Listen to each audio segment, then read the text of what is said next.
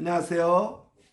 알기 쉬운 성경 이야기. 오늘은 여러분과 함께 히브리서를 함께 나누도록 합니다. 히브리서를 읽다 보면 저는 구약의 창세기가 떠오릅니다. 히브리서를 쓰게 된 배경은 초대교회에 초대교인들이 예수님에 대한 온전한 믿음의 고백이 약해지던 때였습니다. 계속되는 환란이 있고 어려움이 있다 보니 예수 그리스도에 대한 고백이 많이 약해졌죠. 그런 가운데 어떤 종교 리더가 영적 리더가 예수 그리스도가 어떠한 분인지 아느냐, 내가 만난 예수 그리스도, 내가 경험한 예수 그리스도는 이런 분이다 하면서 예수 그리스도에 소개하는 게 히브리서입니다. 마치 창세기도 똑같지 않아요? 광야 2년을 거쳐서 이제 가나안 땅이 바라다 보이는 그러한 평지에 계속해서 38년을 머무르게 되지 않습니까? 그때 이들에게는 하나님에 대한 고백이 점점 희미해지는 겁니다.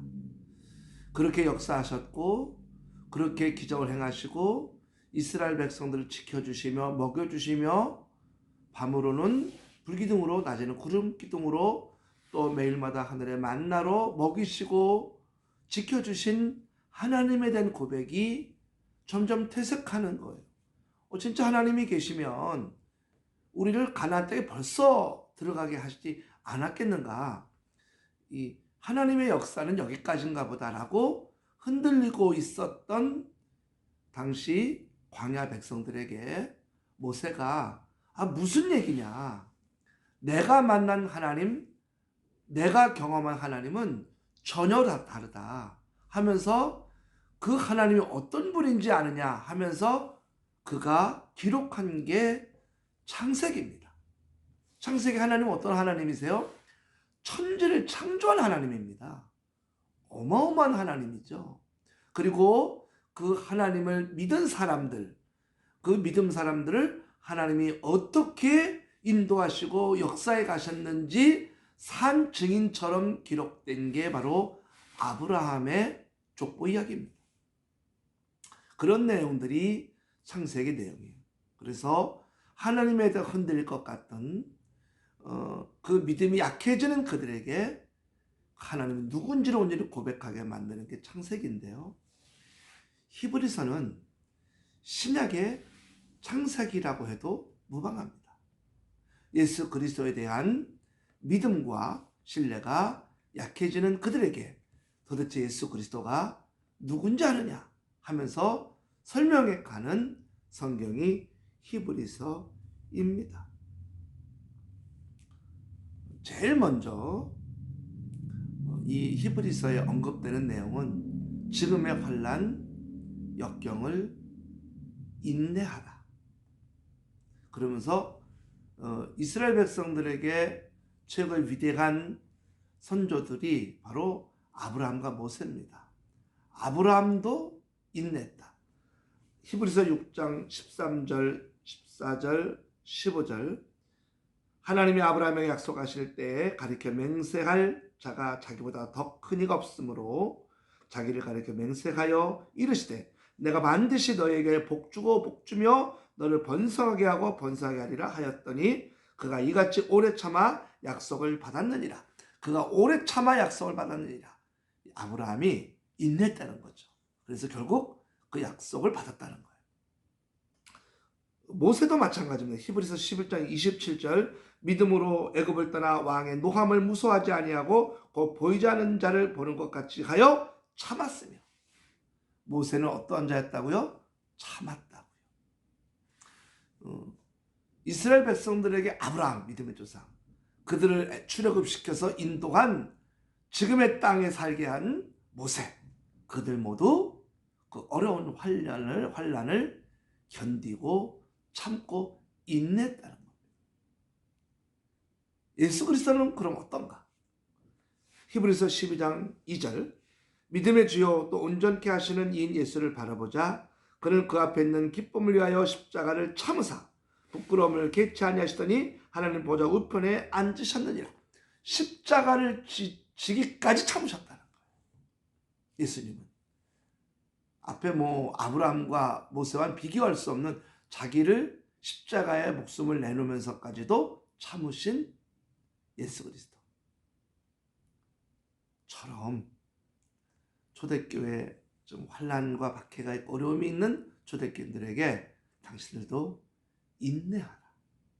아브라함처럼 모세처럼 결국은 그 인내함으로 결과를 얻었고, 예수님 봐라, 십자가를 지면서까지 우리에게 참으시는 모습을 보여줬다.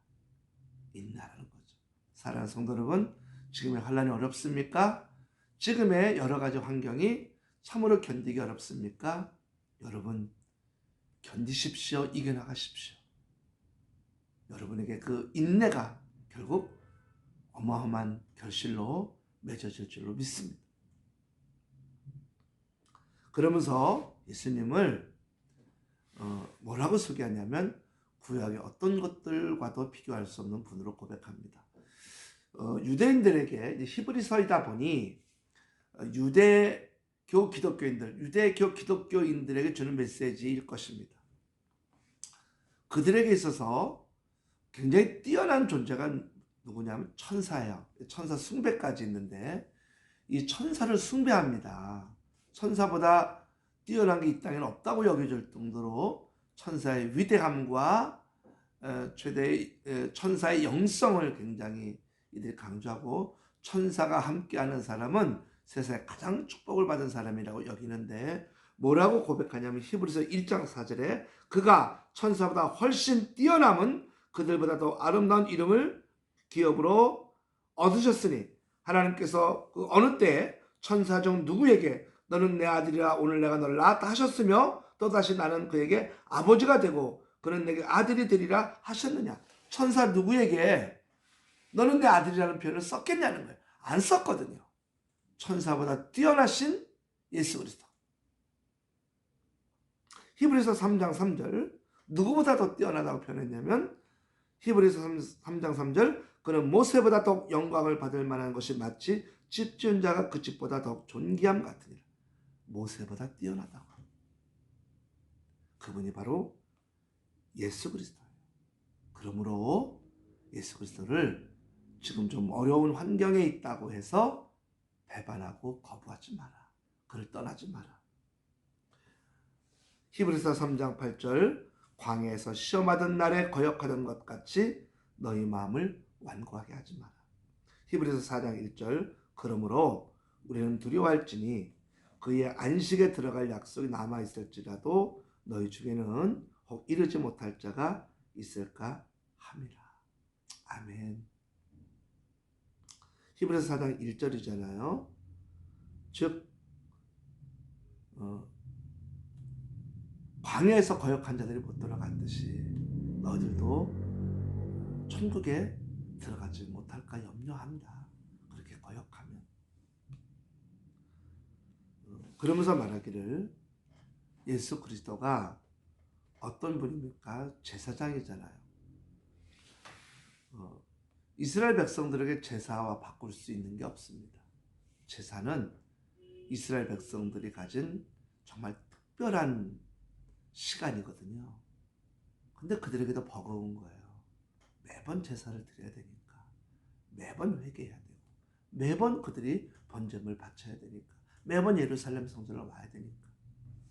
그런데 히브리서 7장 27절 그는 저 대제사장들이 먼저 자기 죄를 위해 다음에 백성의 죄를 위해 날마다 제사 드리는 것과 같이 할 필요가 없으니 이는 그가 단번에 자기를 드려 이루셨습니다. 히브리서 9장 12절 염소와 송아지가 필요하지 아니하고 오직 자기의 피로 영원한 속죄를 이루사 단번에 성소에 들어가셨느니라.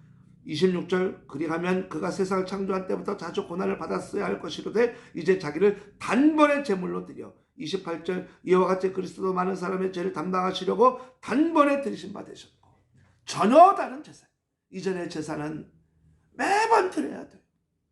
근데 예수 그리스도는 그분 한 분의 드림으로 단번에 끝났어. 우리 죄 문제가 해결된 거예요. 이게 예수 그리스도예요. 어떤 어떻게 예수 그리스도를 배반할 수 있고 떠날 수 있고 어떻게 예수 그리스도에게서 돌아설 수 있느냐 하는 겁니다.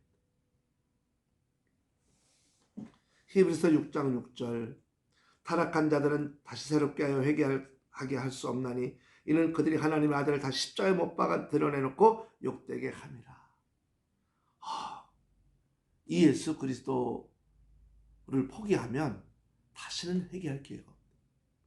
히브리서 10장 29절 하물며 하나님의 아들 짓밟고 자기를 거룩하게 한 언약의 피를 부정한 것을 여기고 은혜의 성령 욕되게 하는 자가 당연히 받은 형벌은 얼마나 더 무겁겠느냐 너희는 생각하. 이 예수를 지금 부인하면 그 형벌을 감당되겠냐? 그 형벌을 감당할 수가 있겠냐 도대체?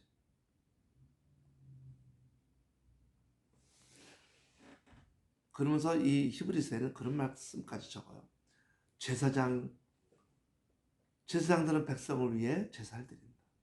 그럼 제사장 그들을 위해서는 누가 제사 드리냐? 제사장들도 그렇게 죄가 많고 허물 많고 실수가 많은데 그 제사장들을 위해서는 누가 제사를 드리나? 이제는 유일한 제사장이 예수 그리스도다. 그는 아무 흠이 없고 죄 없이 이 땅에 오신 분이다. 그 예수 그리스도가 우리의 제사장이 되셨다는 거예요.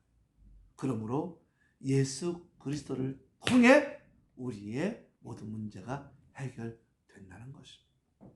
그러면서 히브리서 1장에 이런 말씀으로 시작을 합니다. 히브리서 1장 1절로 2절 옛적의 선지자들을 통하여 여러 부분과 여러 모양으로 우리 조상들에게 말씀하신 하나님이 이 모든 날 마지막에는 아들을 통하여 우리에게 말씀하셨으니 이 아들을 만유의 상속자로 세우시고 또 그로 말미암아 모든 세계를 지으셨느니라. 예, 이게 무슨 뜻인가요? 이전엔 여러 방법으로 말씀하셨다. 그런데 이제는 예수 그리스도만에게 예수 그리스도만으로 오직 예수 그리스도로 말미암아 우리에게 말씀하시고 구원의 길을 열어가셨다. 예수 그리스도 외에는 답이 없다. 오직 예수 그리스도만이 해결책이다. 이게 히브리서의 결론이에요. 구약의 창세기, 이 하나님을 어떻게 떠날 수 있어? 이 하나님만은 유일한 우리의 대안이야. 하나님밖에 없어. 그 하나님 어떤 분이야? 천지를 창조하신 분이야. 그 똑같은 창세기의 마음을 히브리서를 쓴 이 저자가 간직하고 신약의 창세기를 써가는 거예요. 히브리서가. 방법 없다. 예수 그리스도밖에. 그렇죠. 사랑하는 성도 여러분, 우리가 이 땅을 살아가면서 우리에게는 대안이 있습니까? 없습니다. 우리에게 방법이 또 다른 게 있나요? 없습니다. 너무나 감사하게도 나를 구원하신 예수 그리스도가 우리의 유일한 대안이고 방법입니다. 예수 그리스도 외에는 방법이 없습니다. 그 예수님으로 반드시 승리해 가시는 모든 여러분 되시기를 주님의 이름으로 축복합니다. 지금까지 알기 쉬운 성경 이야기였습니다. 감사합니다.